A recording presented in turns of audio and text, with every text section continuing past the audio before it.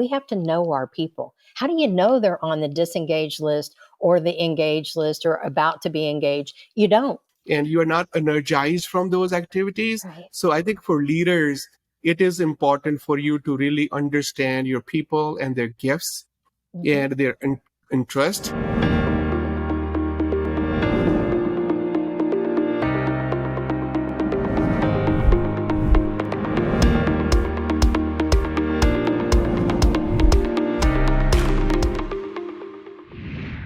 Welcome to this episode of Sunny Silver Linings. Today's guest is Jill Chapman, Senior Performance Consultant at Insperity.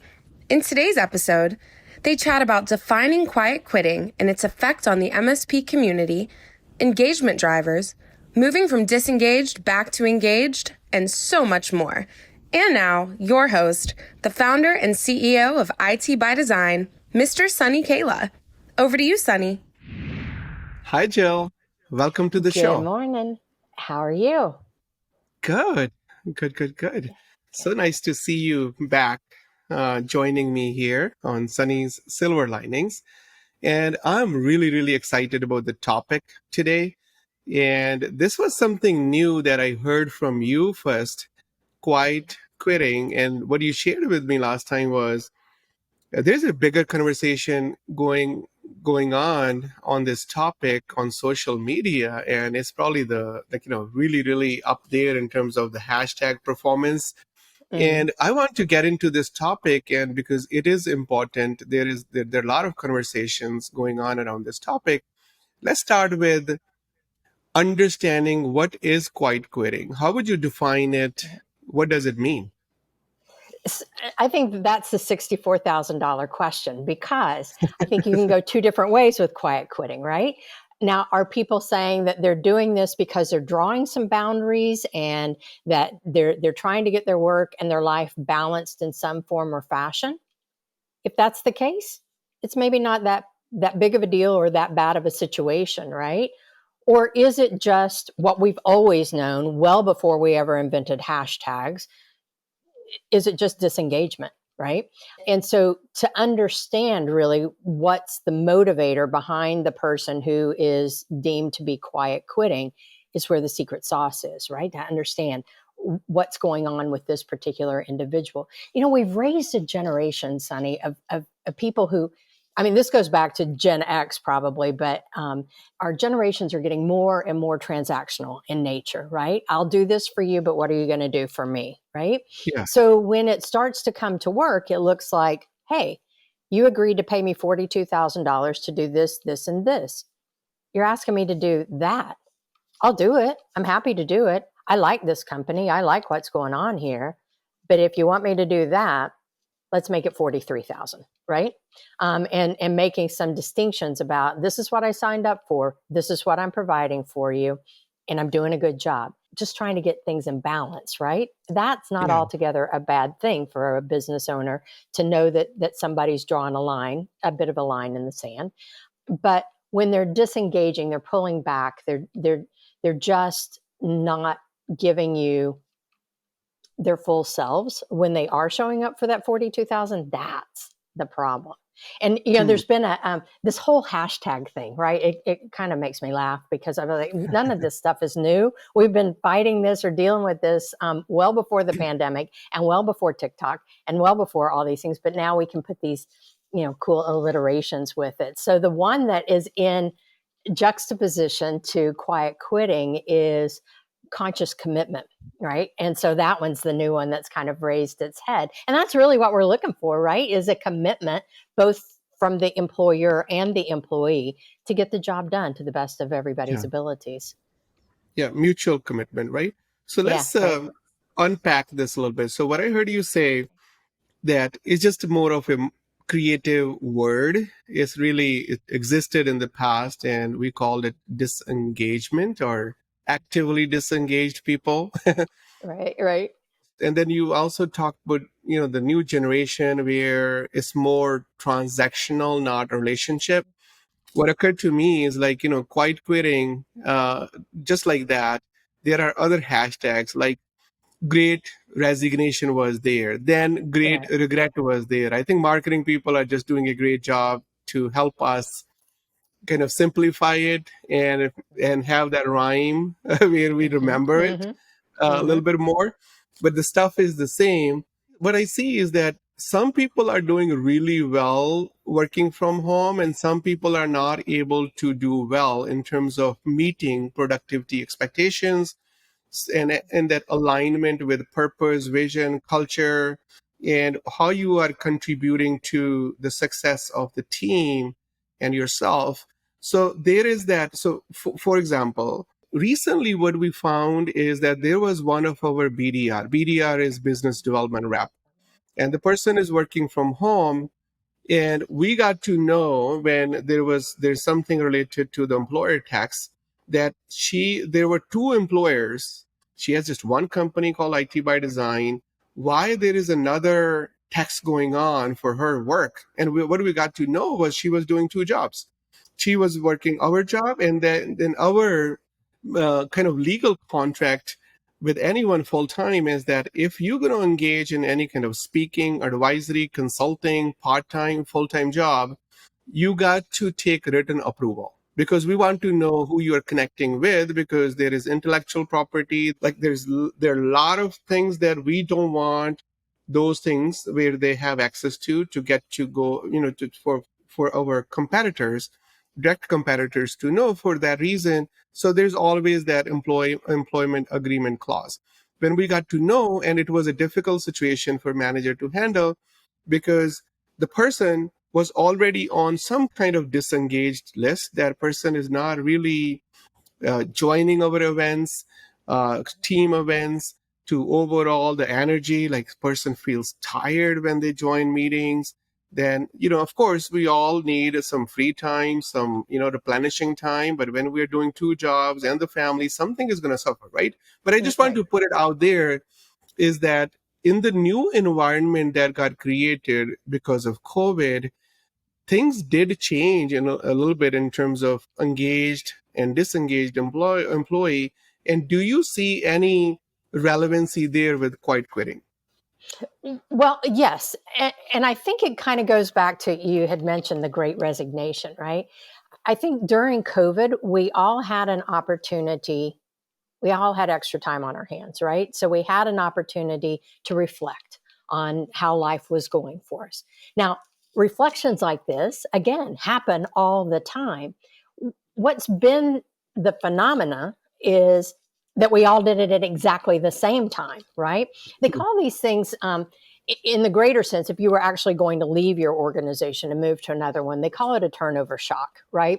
Something happens in life that makes you stop and take account of everything. So it could be you had a baby, you graduated college, you got married, you did something good. Could be something that's maybe not so good, a divorce, a death in the family, something like that. But something happens and makes you start to think, is this really all there is to life? Should I do things differently? Should I, what should happen? And so the interesting thing is we all did it at exactly the same time. And that's why there was such a wave of these people who wanted to leave altogether, and others who were probably thinking about things, but just don't have the ability, the nerve, the whatever you want to call it, to actually pull away and do something different. In your case, it sounds like she's trying something else to see if that floats. And if it doesn't, she's always got this fallback position, and trying to play both ends against the middle. But I think we all took a pause and we all started to reflect on what's going on in life. And is this really what I want? And so some of us said no and left. Others say, maybe not, but I'll hang out for a while. And those are the people that are quiet quitting, right? That are thinking, there's got to be something else. Don't know what it is. Don't know exactly how to go out and find it. I'm just going to shelter in place until something else happens. Yeah. So from I think entrepreneurs that I talk to, small, medium-sized businesses, like, we serve MSPs. Right. When I have those conversations with business owners or business leaders, like executive leadership team, the business objective that they have is that, Sunny, all I want is, that the culture is strong and the performance is strong, and then we are creating some value together as a team, as a business, for the customer, and they will cut a check. And that means, we are doing something meaningful to really, with a strong culture, which is people focused. And then you are not only sustaining as a business, as a team, but you are also growing as a team. So basically, leaders want engaged employees that are well aligned with the vision, the purpose, right? So that's what they want to achieve. And that's why they want to have actively engaged people. So my question to you is, if there is a leader out there who is struggling with engaging people, right? So moving people from actively disengaged list to actively engaged list, or people where there's potential for quiet quitting, right? How can they move people from quiet quitting list to engaged team members list? What are the strategies to deal with quiet Sure. quitting? Yeah. So I'm going to say this about that. When somebody's on the actively disengaged list, maybe it's better to let them go ahead and leave, right? Because sometimes it's very, very difficult to right that ship. So many times when I'm talking to business owners and entrepreneurs about their people, this is kind of a cool aside from the pandemic. I think people began to understand, or leaders begin to understand, how important their people are to their business. Really, I mean, that is your business, right? We can all be MSPs, but the difference between mine and yours, Sunny, is the people that we have to do the work, to face the clients and that sort of thing, customer service and all of that. So it's really about the people, right? So when I talk to leaders and they're so busy with so many things going on, and they put to the back burner the opportunity to meet one-on-one with their direct reports, the opportunity to walk around the office if people are in the office. They put that aside to focus on these things that are important. They're important. Don't get me wrong. I mean, managing the financials and some of that. But the reason that we're leaders is because we're not supposed to be as much in the weeds. We're about cutting down the weeds for our people, right? We're there to remove the obstacles so our people can do their jobs, right? So if we're unplugged from our people, how do we even know what obstacles to be worried with? How do we even know? So that whole idea of that, the conscious commitment, that hashtag in relation to quiet quitting, is we've got to make a commitment to our people. We have to know our people. How do you know they're on the disengaged list or the engaged list or about to be engaged? You don't, unless you're having conversations with them. And so it all Yeah. goes back, really, at the end of the day, it's about communication, right? Anytime I see a relationship break down, I don't care if we're talking about the workplace or personal life or whatever, communication is always at the core, right? An expectation unmet. Somebody didn't do something that you thought that they should have. Now, is that the manager who didn't provide for the employee? Is that the employee who didn't do the quality work that we were expecting? But we have to be communicating about that stuff. Employees aren't mind readers. They don't know, right? Unless they've been shown, unless they've been told.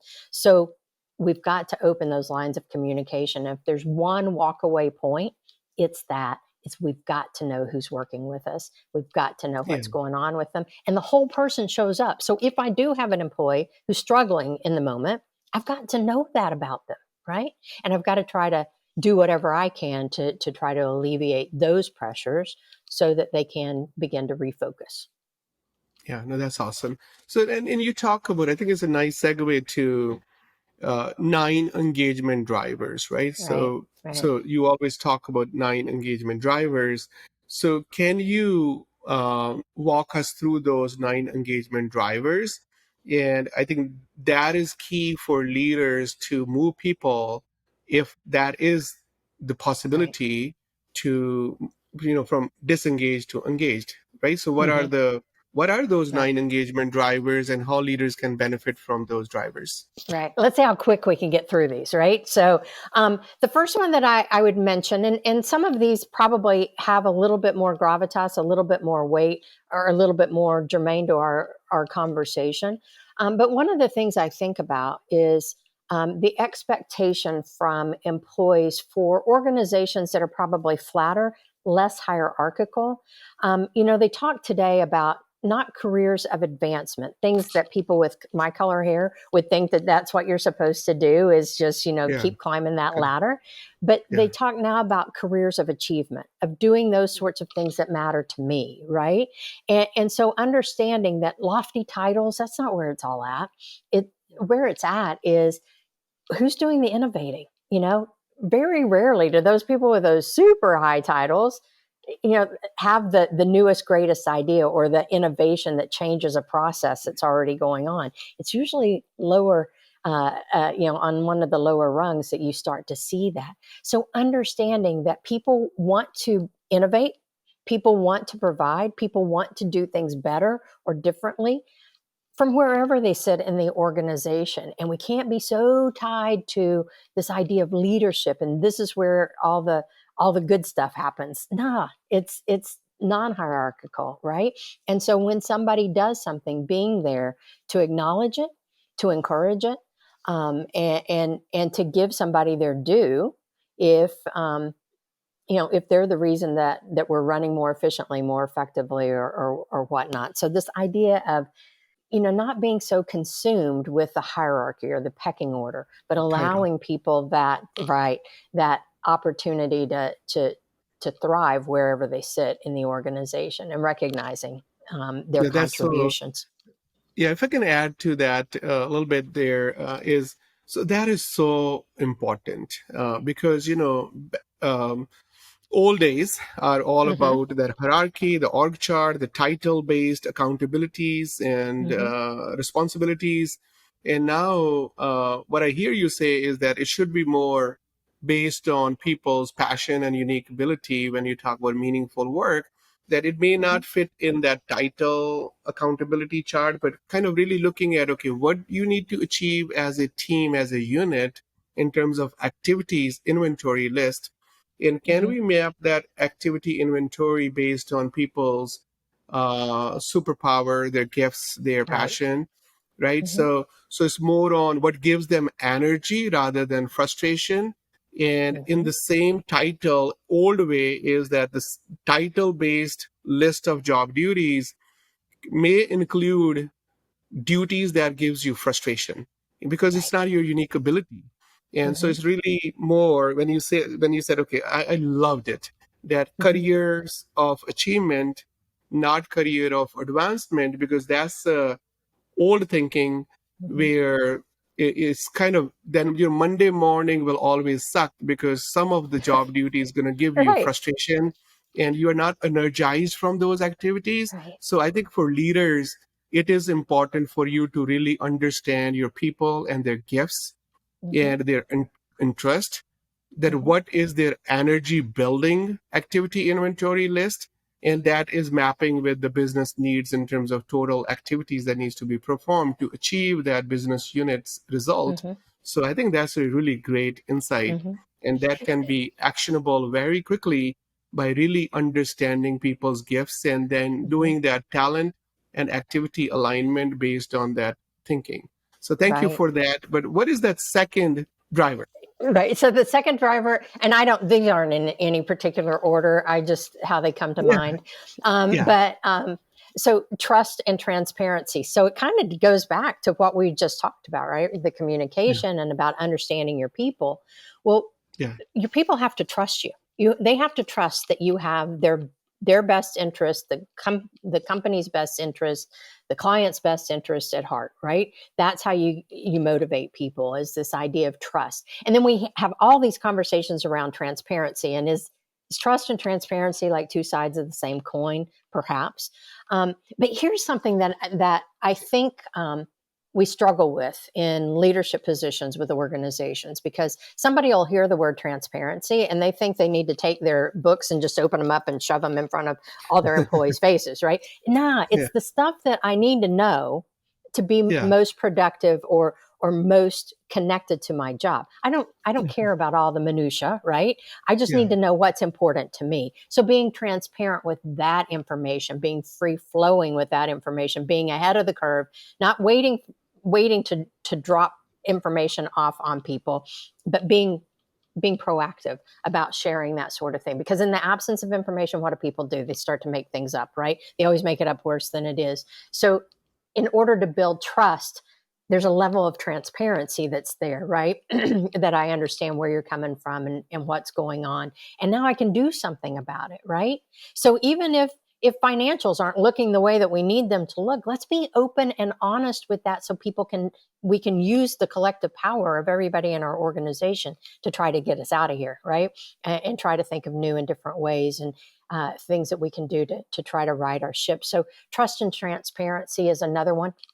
Isn't it interesting? They're all kind of built on communication though, right? At the bottom, at the bottom. So that leads me to one that I think about a lot, and that's feedback.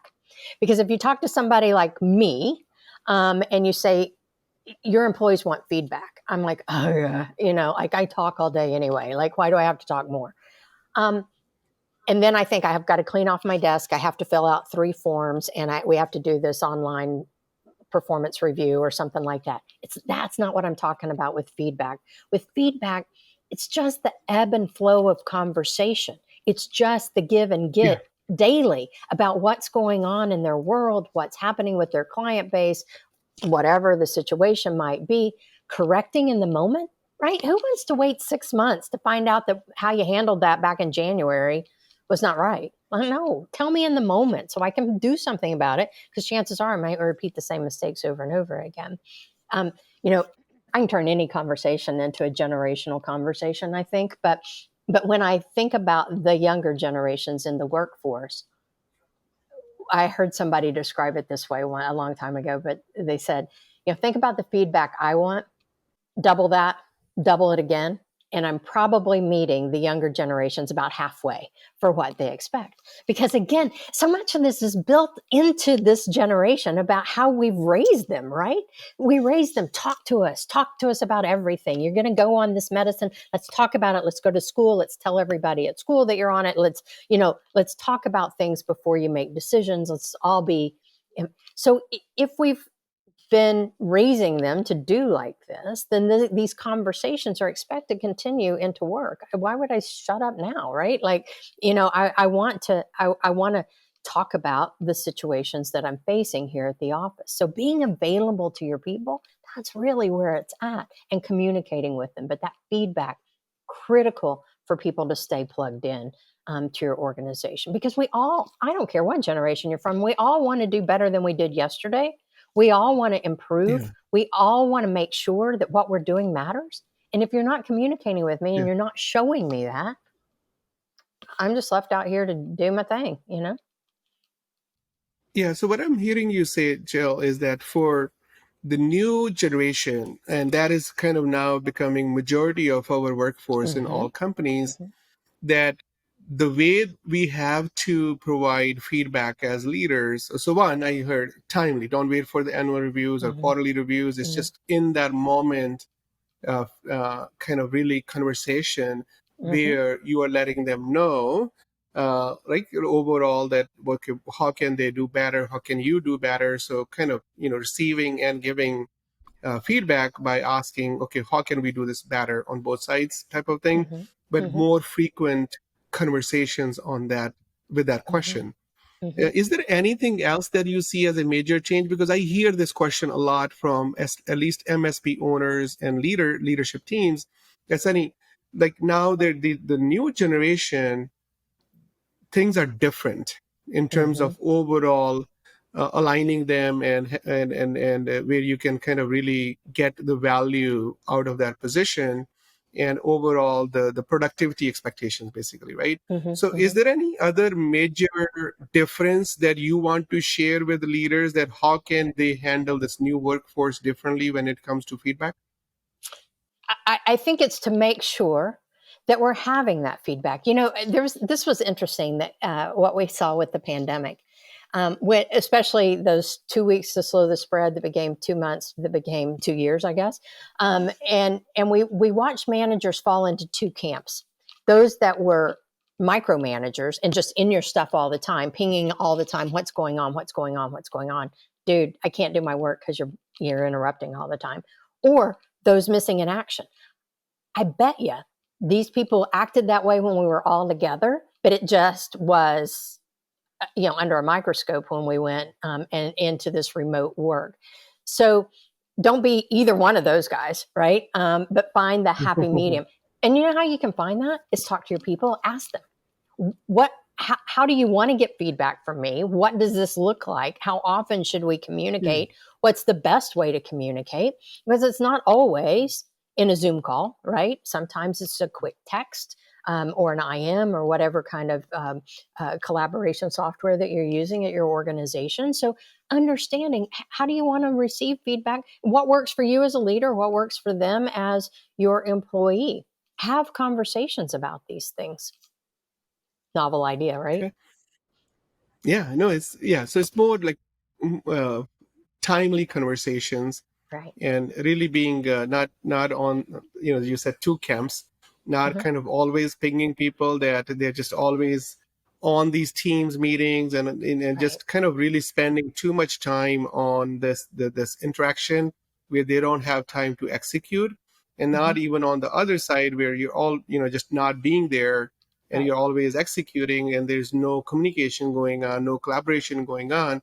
So what I hear you say is that a little bit more, having that medium, that it's somewhere in the middle, where maybe defining the result, like what we want to achieve Mm-hmm. and how frequently we need to communicate to really see if you are stuck somewhere to achieve that, and where you give that autonomy with a little bit of oversight in a way that Mm-hmm. is more of you being a support system for that person to achieve the result rather than being a micromanager of the result. Mm-hmm. Right. So, I think it's giving a little bit of that agency for the work to the individual, right? To have um, that autonomy that you talk about. And I think that that's critical for another one of the engagement drivers too. When I think about that is this whole idea of the remote and the flexible workforce and that sort of thing. A lot of conversations around that, right? Like we had remote companies way before the pandemic, but now this is the flavor of the year that we continue to talk about this. And you even mentioned earlier on when we talked about remote work's not for everybody, right? Yeah. There are people who need that interaction, who thrive in more of a collective environment, right? There are others that are loving this idea of working remote, but um, but I think if we want to say, hey, we're going to have some sort of hybrid situation here at our organization, I think giving the individual, giving the employee some agency over when they come to work, and what days, what times, whatever, because we learned, right, that it's not 8 to 5 Monday through Friday. Work Mhm. gets done all around the clock. Some people work better early morning, some work better in the late afternoon, whatever. But being able to have a little say in what day I come to the office, what times I'm online, and that sort of thing gives me some ownership. And when I have ownership, don't I take care of things a little bit better than if Yeah. I feel like things are foisted upon me? So that whole idea of remote and flexible work, it's here to stay. We're not going to get that genie back in the bottle. So we've got to figure out the best way to make it work for us as employers and for our employees as well, right?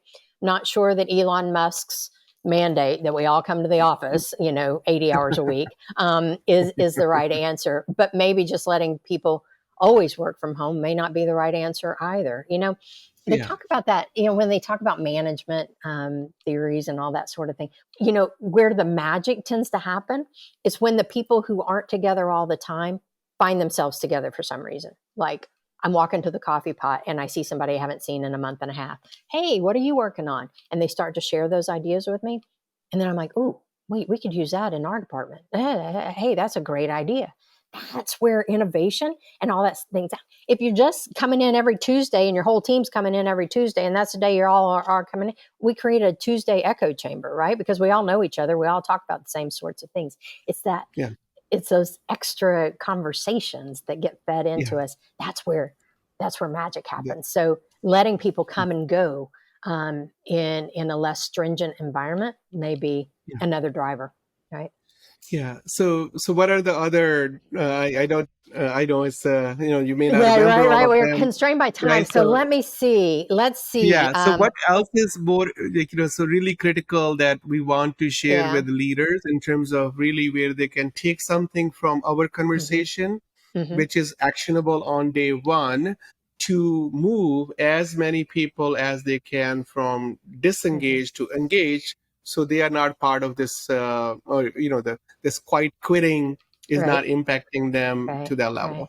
So we kind of talked about being collaborative, right? And that the Yeah, importance of that. So we'll take that one off the table. I think if I don't get to all nine, yeah, the one that I would also like to underscore is the idea of personal development. I already said it. mm, We all want to be better. We all want to improve. We all want to grow. We all want to feel like we're thriving wherever we're sitting, right?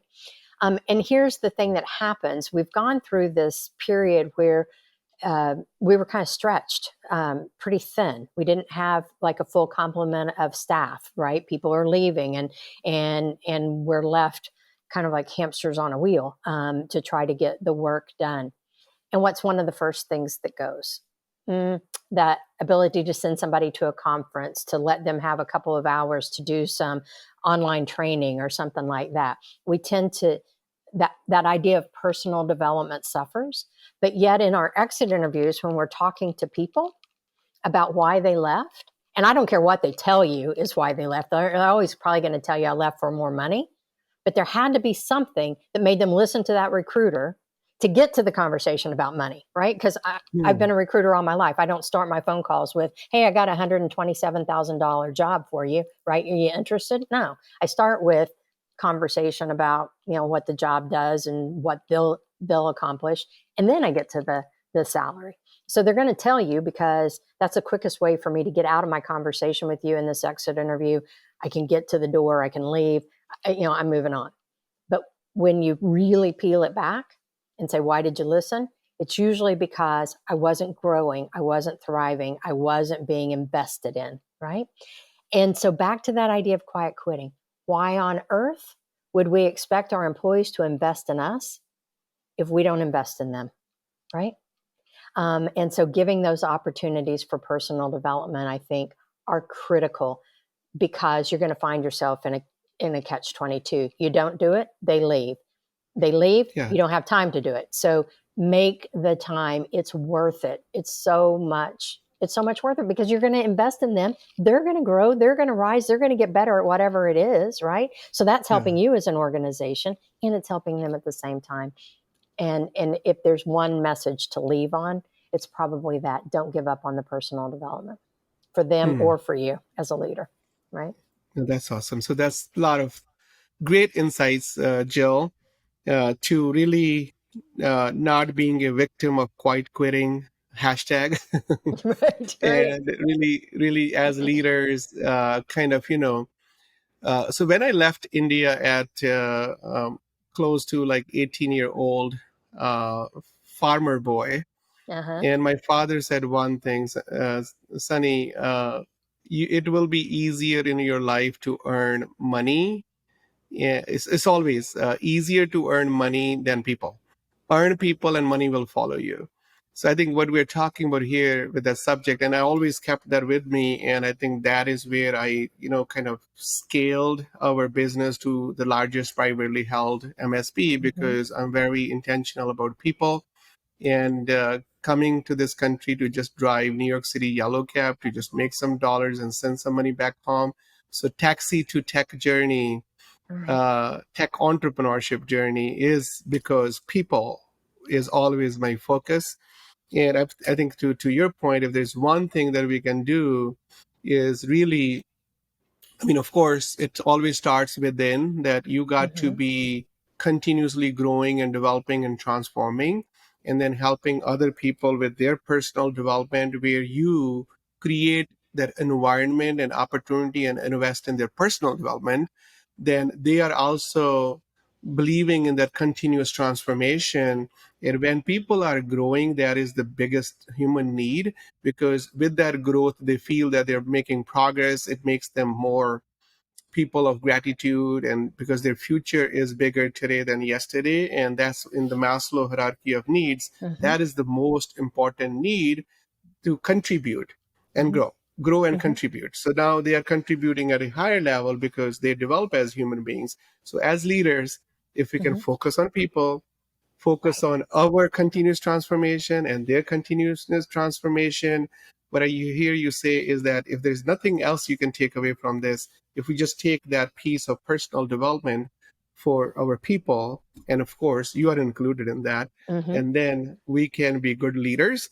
Now, one more question, and this is Sure. kind of a before we close, Mm-hmm. is there anything that you mentioned Gen Z, and there's a big Mm-hmm. conversation going on right now because the whole workplace is changing, and when people even talk about diversity, inclusion type of topics, people do talk about age diversity in the workplace, Mm-hmm. which has like a little bit now more of gap, and where leaders are not from the generation where the team members are really executing, and that gap is creating issues. So Mm-hmm. question is, to this Mm-hmm. our topic, is there anything that the new generation, especially Gen Z, is craving for to stay engaged than old generation? Mm. Well, I think that maybe one way that I could put this is it's their definition of success, right? What does success look like to them? And understanding that kind of goes back to that idea of the non-hierarchical, because it's really getting to know what success looks like for this individual, right? And it's not a one size fits all. To the extent that as an employer, if we're thinking about this generation, we have to learn that they may want to have new opportunities. Why not offer them the new opportunity in our organization rather than letting them go find a new opportunity somewhere else? Sometimes when I talk with managers and they have a really great employee, it's almost like they want a talent hoard, right? They want to keep this person really close to them and they don't want to let them. But I'm like, isn't it so much better if they just go across the hall than go across the street and work for the competitor, right? We've been investing in this individual. We've been providing for their training and their learning. They carry a lot of institutional knowledge. Okay, today they're in accounting and tomorrow they want to be in marketing. Okay, if that's what success looks like to them, let's allow them that flexibility and that opportunity to explore new and different things, but do it here. Do it here, rather than losing them all together. That makes me so sad when I talk to an employee and they leave because they didn't see the opportunity in their own firm, but they saw it somewhere else. And I was like, your company has those exact same jobs. Why didn't you go for, well, that's just not how it works around here. No, you know, it's all part of the big puzzle. So understanding the definition of success, and it has changed, right? Yeah, that's so beautiful. So yeah, understanding their personal vision of success allows you to contribute to their success roadmap. And Mm-hmm. when you as a leader are contributing to their success roadmap, of course they're gonna love you, they're gonna respect you, they're gonna stay with you. They're not gonna, really they care so much about you at that point because you're adding value to them. Mm-hmm. And that is that's the number one thing. So thank It you sounds so so much, simple, Jill, for doesn't it? coming. It Yeah, sounds so yeah, but simple. it's yeah. Well, some people are naturally wired for that personal care Right. for others, and I think for those individuals, it just comes natural that Mm-hmm. you, because you're always showing up to add value to the other human being. It's like Mm-hmm. easy. Then it's kind of, you don't even know that you're doing it. So it's like Mm-hmm. one of your probably unique ability, right? So, Mm-hmm. but if for people where it's not their natural, they don't gravitate towards that naturally, then it's hard to learn how to care about someone else. But thank Right. you. Thank you. Yeah, thank you so much, Jill, for coming to my show. We truly appreciate you and your partnership. IT by Design's partnership with Insperity is really, really deep partnership, and we are creating so much value, especially in our space, community of practice we call managed service providers. So thank you for being our friend, our Oh, yeah. partner, and always contributing to create value for our mutual partners, MSPs. We appreciate you.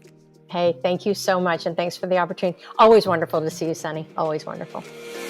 Thank you for watching Sunny's Silver Linings. Don't forget to like, share, and subscribe. See you next time.